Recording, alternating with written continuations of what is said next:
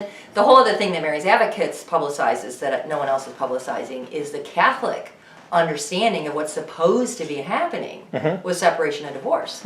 When Catholics get married, they're doing something, and they're agreeing to something. And when people get a state marriage license, the kind of public perception is, oh, you're getting your state marriage. And then when you get married in the church, you're getting your church marriage, as if you have two marriages. And that's not possible. It's kind of like your car. Right. Do you own your car or did you lease your car? You did one or the other. You Right. didn't do both. I mean, you and whoever you got that car from, you had an agreement, an understanding of what kind of obligations and rights each of you are going to accept. I paid money, I bought the car, I'm not leasing it any further. So it's you know what I mean? It's an understood thing. So when people say, oh, you've got your church marriage, your Catholic marriage, and your state marriage, it's kind of like saying you bought your car and you leased your car at the same time, so whoever decides they want to implement either one can go do it. So it's like the car dealer could say, oh, your 3 years is up, we're sending the sheriffs to go take your car away because your lease is up. I'm like, I own my car. Yeah. So that's one area of confusion. But then what are Catholics doing when they get married? And this is where I start saying, it's not that shocking. You know, marriage is very much about having a safe, secure place to raise children. Marriage is very much a place, and Stephen Baskerville talks about this, that it's a protection for fatherhood. Right. Where if as a man, if you're married to your wife and you have children, well, obviously you didn't bear those children, but you're their dad because you're married to your wife. Right. And then you have rights to raise those children. You have rights to live with those children. You kind of have rights to discipline those children and help form the character of those children. That's just very natural. Like any half normal person feels that in their gut that they want that. Right. So for Catholics, marriage includes openness to children, and you are going to raise those children their whole life. So that's part of what marriage is. But the other thing for Catholics, it's understood that you are obligated. You're obligated to support the marital household together, and you also have the right to have the other spouse support the marital household with you. So, and you're going to help each other out. That's part of what you understand going in. But, I think in my heart, that's what a lot of people want anyway. So for people who want that, if one of the spouses had some kind of turn for the worst and they started committing adultery, or they started being violent, or they got really badly addicted to drugs and was wasting lots and lots of money, okay, well, when you go into marriage, you're not expected to tolerate that because that's inappropriate behavior and it's also violating the original promises. But for Catholics, that doesn't mean the marriage ends. For Catholics, Jesus elevated marriage to a sacrament, and marriage is a sign, a model of how Christ loved humanity. So from a Christian perspective, how does Christ love humanity? I mean, Jesus' own Jewish people were some of the ones that sent him to the civil forum to get crucified, but Jesus didn't say, I hate you, you're not my people anymore. He says, Father, forgive them, for they know not what they're doing. He was willing to do this. So when you go into Catholic marriage, part of the marriage promises are good times and bad, sickness and health, richer or poorer. So if a spouse does do these things that are such a violation, in the Catholic understanding of marriage, that is a legitimate reason for separation. But it doesn't end the marriage.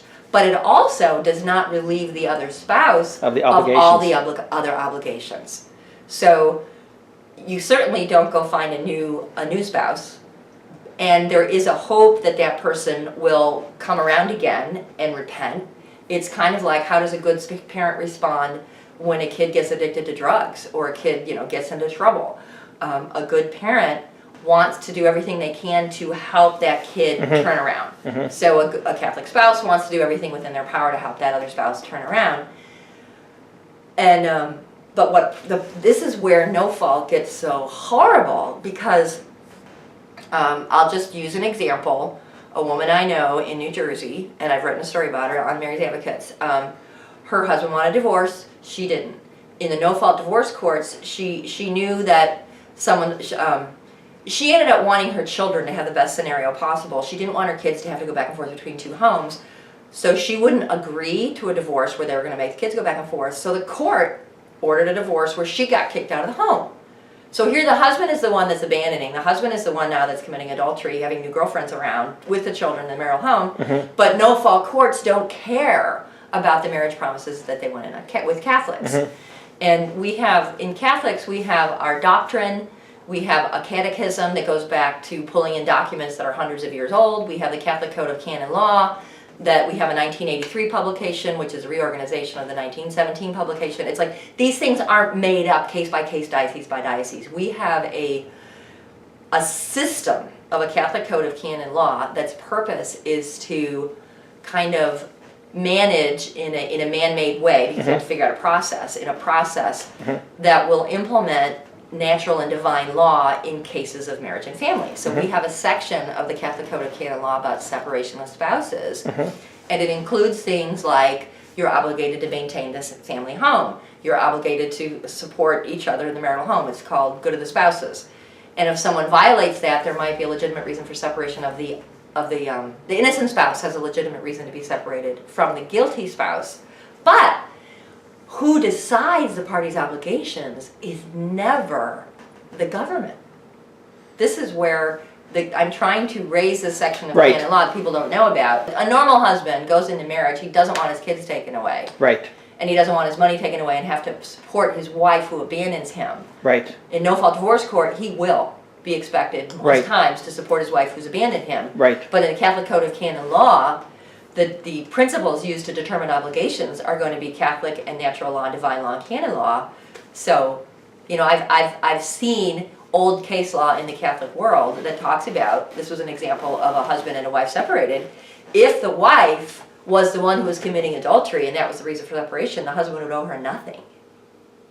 Like, okay, that sounds pretty reasonable to me. It sounds reasonable to me too. So, I mean, what Mary's Advocates is doing is, as these Catholic abandoned spouses approach me, and if it's a situation where the abandoner seems to care about appearing Catholic, like they still go to Mass or they say they pray certain kind of Catholic rites or whatever, I show the abandoned spouse how to ask the diocese to implement the Catholic Code of Canon Law. Is the diocese helping to do this?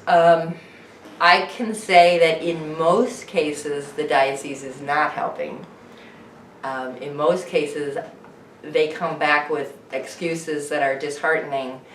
But because we are a universal big church, I then show the petitioner how to appeal up the chain of authority. Okay, so tell me the chain of authority, how that works. Let's see. And the reason I'm asking this is because I'm not Catholic, but I think that in a lot of areas, the Catholic Church actually does a better job upholding the institution of marriage than the fractured Protestant churches. And that's why people are saying, well, you're Catholic. And I said, well, I'm really not. But I go back to the scripture and I said, but the Catholic Church, by and large, I think they have better, a more biblical teaching on the purpose and institution of marriage than many Protestant churches do. So, but I don't know what the process is, which is why I said, tell me more about this. I was reading your stuff and I said, okay, I want to know, because I think that what you're saying is very legitimate.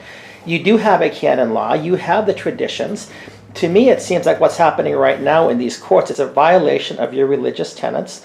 And my understanding, because I started to do some research after reading some of your stuff and listening to you a few times, my understanding is that if two people want a Catholic marriage, they have to go through very specific processes in order to have it recognized as a Catholic marriage by the Catholic Church.